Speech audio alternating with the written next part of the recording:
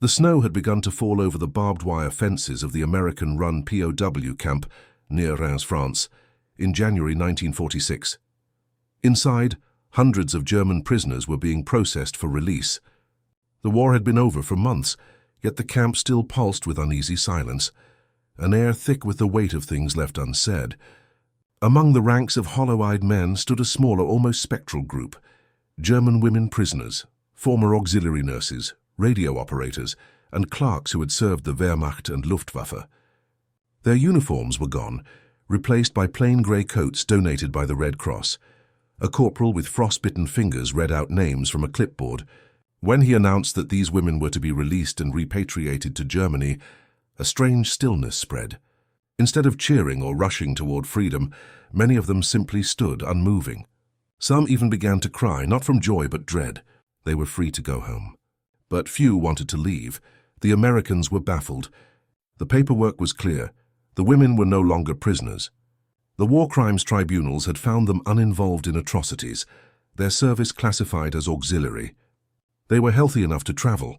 The transport trains were ready, and yet the women hesitated as if they were being sent into exile. For most, home was now rubble. Dresden, Cologne, Hamburg, cities once bright with promise, were burned into charred skeletons.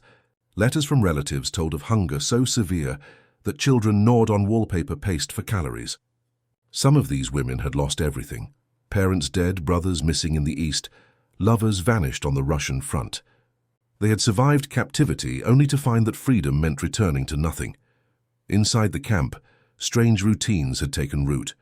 American medics treated frostbite and pneumonia, cooks shared leftover rations, and translators taught English phrases to the women who wanted to practice.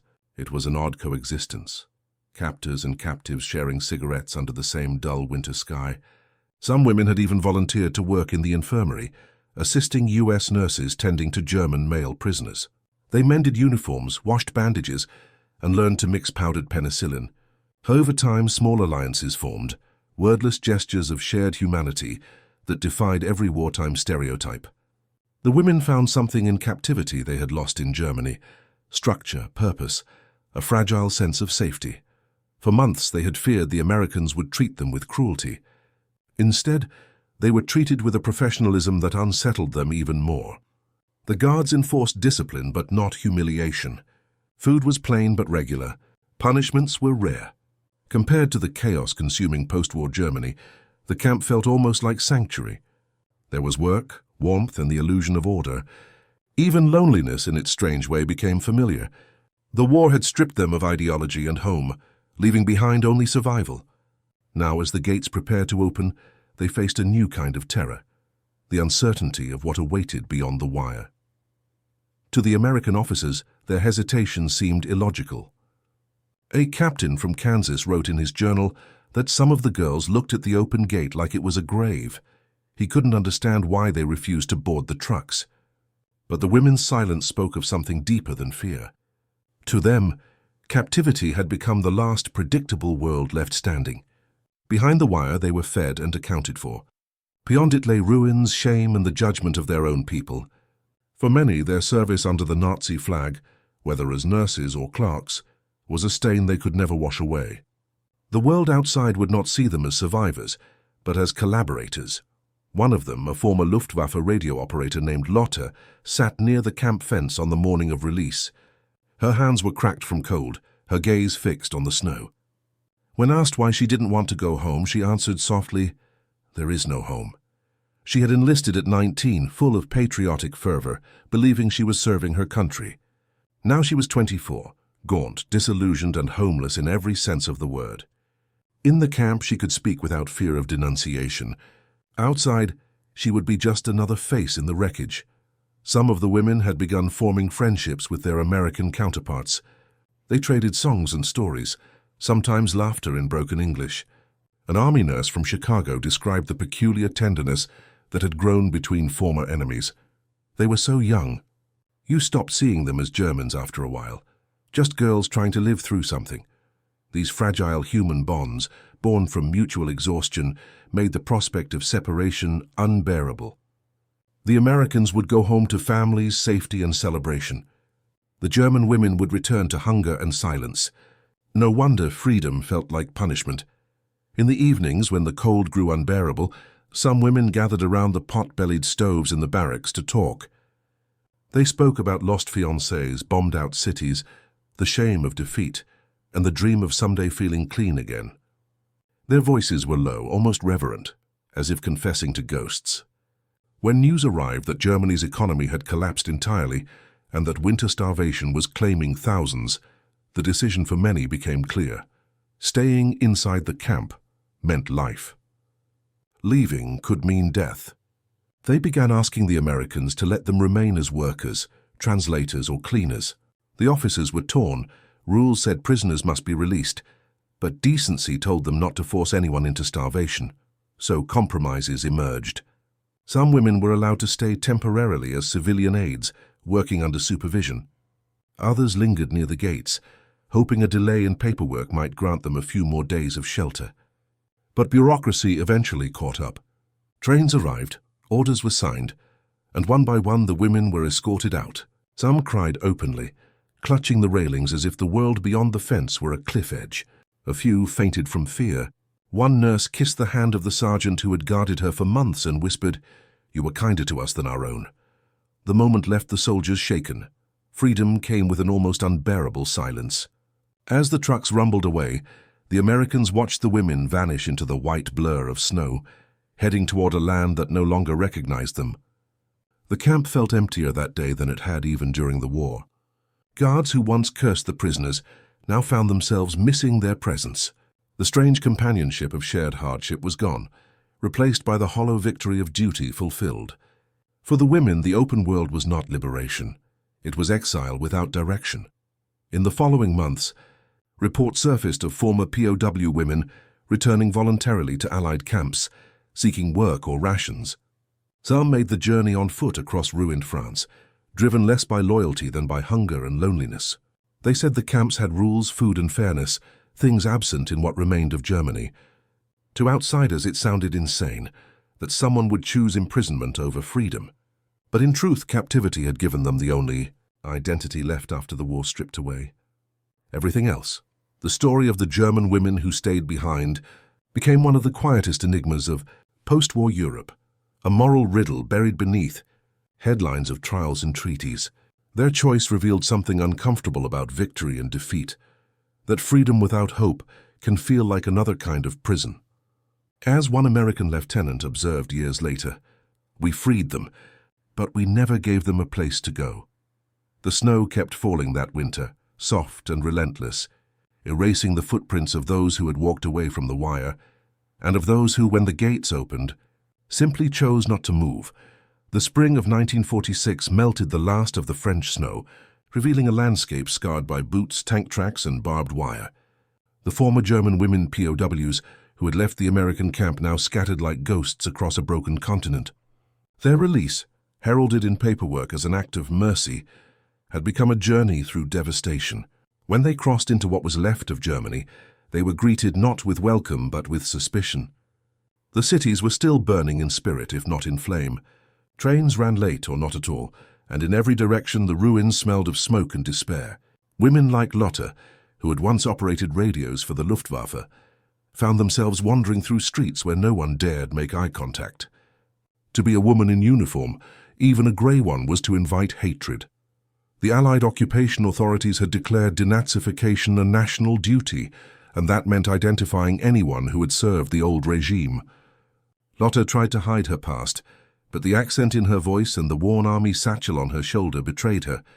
At checkpoints, she was interrogated by German police now working for the Allies, men who had once worn the same insignia she did. "Where did you serve? Who was your commanding officer?" they asked, writing her answers on damp paper. Each answer was another small act of self-incrimination. She wasn't imprisoned this time, but she might as well have been. Civilians called her Hitler Girl. Children threw stones. The women who had once followed propaganda about sacrifice for the fatherland were now spat on by the very nation they thought they'd saved. For many of the female ex-prisoners, returning home was worse than captivity itself. In Stuttgart, Two women found their apartment occupied by strangers who refused to let them in. In Hamburg, a nurse who had treated wounded soldiers in 1944 was beaten by a crowd when they discovered her past. There was no food, no jobs, and no forgiveness. The Red Cross distributed rations, but only to those who could prove residence, an impossible task for displaced people whose homes had turned to ash. In this chaos, rumors spread that American camps offered work, that the French were hiring translators, that British hospitals needed nurses. The women who had once dreaded their captors now longed for the safety of their order. Meanwhile, American officers stationed in Germany began receiving strange letters. Written in shaky German, they were pleas from former POW women asking permission to return, not as prisoners, but as workers. "We can cook, clean, wash," one wrote. "We will work for food." At first, command rejected the requests. Policy forbade the reintake of released prisoners. But hunger has a way of eroding bureaucracy. By summer, a few sympathetic officers quietly allowed women back into supply depots and kitchens, unofficially rehiring them under civilian status. They scrubbed floors, washed laundry, and served coffee to the very men who had once guarded them. To outsiders, it was a picture of defeat. To the women, it was survival. Among those who returned was Anna, a former Red Cross volunteer captured near Aachen. During her captivity, she had assisted in the camp infirmary, tending to Allied wounded under supervision. When freed, she traveled back to her bombed-out town, only to find her parents gone and her house looted. She slept for weeks in a train station until she heard that the Americans at a nearby base were hiring cooks. She went there wearing the same tattered coat from her prisoner days. When the guard recognized her face, he simply nodded and said, "You again?" She nodded back. No one spoke of the past. It was easier that way. For the Americans, these returning women embodied a contradiction they couldn't quite explain. They were the enemy, yet they were kind. They were victims of their regime, yet participants in its machinery. The war had ended, but these women seemed trapped in its echo. One sergeant described them in a letter home. "They don't smile, but they work harder than anyone. It's like they're trying to earn forgiveness from someone who'll never give it." The camp kitchens became a kind of purgatory where both sides labored side by side, liberators and liberated, bound by exhaustion. In post-war Germany, the narrative of female guilt took on a darker tone. Women who had served were blamed for their silence during the Nazi years, accused of complicity even when they had been powerless. Scholars would later call it the gray zone, the moral fog between guilt and survival. But at the time, there was no vocabulary for such complexity. The world wanted villains or victims, nothing in between. The former POW women fit nowhere. They were too tainted to be pitied, too harmless to be punished. So society chose to forget them, yet some traces of their strange choice persisted. Allied journalists visiting repurposed camps in 1947 noted voluntary German women workers still living behind fences, even though they were legally free. They slept in old barracks, cooked for soldiers, and sent small portions of pay to whatever family they had left. When asked why they stayed, their answers were heartbreakingly simple. Because here nobody asks questions. Because here we have food. Because outside the world hates us. Their lives had become an unending limbo, a quiet, unseen aftermath of war. In this twilight existence, something unexpected happened. Fragments of friendship began to take root. An American private named John Miller, once a guard at Reims, found himself teaching English to a group of these women. He had lost his brother in the Ardennes, and once swore never to forgive the Germans. Yet he wrote in his diary, "They remind me of my sister more than my enemy." The walls of hatred that propaganda had built were crumbling, not through politics, but through human proximity. A shared cigarette, a shared silence, it was enough to remind both sides of what the war had stolen. For women like Lotta and Anna, these fleeting moments of decency became lifelines. They began writing letters for the Americans, translating for local civilians or volunteering at makeshift hospitals. Their presence became quietly indispensable. Some even fell in love with their former captors, a scandal whispered about in nearby villages. Collaboration through affection, the locals called it. The irony was bitter. Women once despised for serving their regime were now despised again for finding solace with the enemy. They were trapped between two worlds that neither wanted nor understood them. By 1948, as Europe stumbled into recovery, most of these women finally left the camps for good. The Allied command could no longer justify maintaining facilities for voluntary workers. Those who departed carried only small duffel bags and the memory of a strange mercy they couldn't quite name. They had entered the camps as prisoners and left as something else, women stripped of identity, yet bound by resilience. Some would go on to become nurses, teachers, or translators in the new Germany. Others vanished into anonymity, their stories buried under layers of silence. But for a handful, that period of captivity remained the defining chapter of their lives. They would later tell their grandchildren not of bombs or battles, but of the winter when the Americans fed them, when kindness felt more frightening than cruelty. "We were set free," one wrote in her memoir, but freedom is not always the same as peace. The war had ended in gunfire, but for these women, its echo lingered in every quiet room, every shared glance, every unspoken memory of what it meant to survive without belonging anywhere. Years passed, but the silence around those women remained. By the 1950s, West Germany was rebuilding itself under the shadow of a new superpower struggle. The factories hummed again, the streets filled with young men in suits instead of uniforms, and the rubble was cleared from the old districts. Yet beneath the surface of renewal, there lived a generation of women carrying invisible scars, those who had once been prisoners, then workers, then ghosts. For them, freedom had not been an event, but a condition of slow reckoning. When the newspapers celebrated the economic miracle, they said nothing about the women who cleaned the barracks of American bases or washed the uniforms of men who once stood guard over them. History forgot them, because their existence did not fit the heroic narratives the world needed to believe. Some tried to speak. In 1953, a journalist from Der Spiegel interviewed a handful of former female POWs living near Munich. They told him about the hunger, the humiliation, the strange safety they had found among their captors. When the article was published, readers were furious. Letters poured in condemning them as traitors and collaborators. "They should have died before serving the enemy," one man wrote. The women learned once again that truth was dangerous in a nation eager to cleanse itself of its shame. So they went quiet. They folded their stories into family dinners, bedtime silences, and unfinished letters hidden in drawers. Only their eyes, wary, unblinking, betrayed the memory of the wire fences that had once defined their world. Meanwhile, in America, the soldiers who had known them remembered differently. Some spoke of them at veterans' reunions, recalling not the enemy but the human beings they had come to respect. They were proud even in defeat, one veteran said in a recorded interview from 1961. "You couldn't humiliate them. They just kept working." In the archives of the U.S. Army's European Command, scattered personnel reports mentioned female auxiliaries attached to post-war logistics units, unofficial remnants of a vanished arrangement. For decades, historians overlooked these records, assuming they referred to nurses or translators. It would take half a century for anyone to realize that many were the same women who had once worn the enemy's uniform. Their legacy, though small and quiet, reshaped post-war understanding of captivity and survival.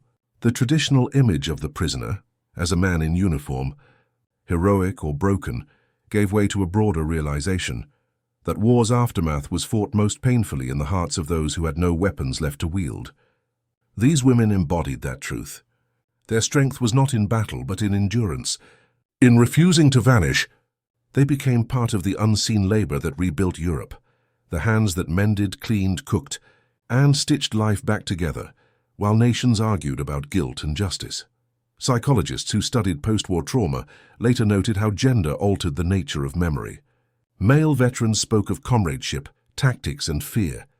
Women like Lotta and Anna spoke of silence, shame, and hunger.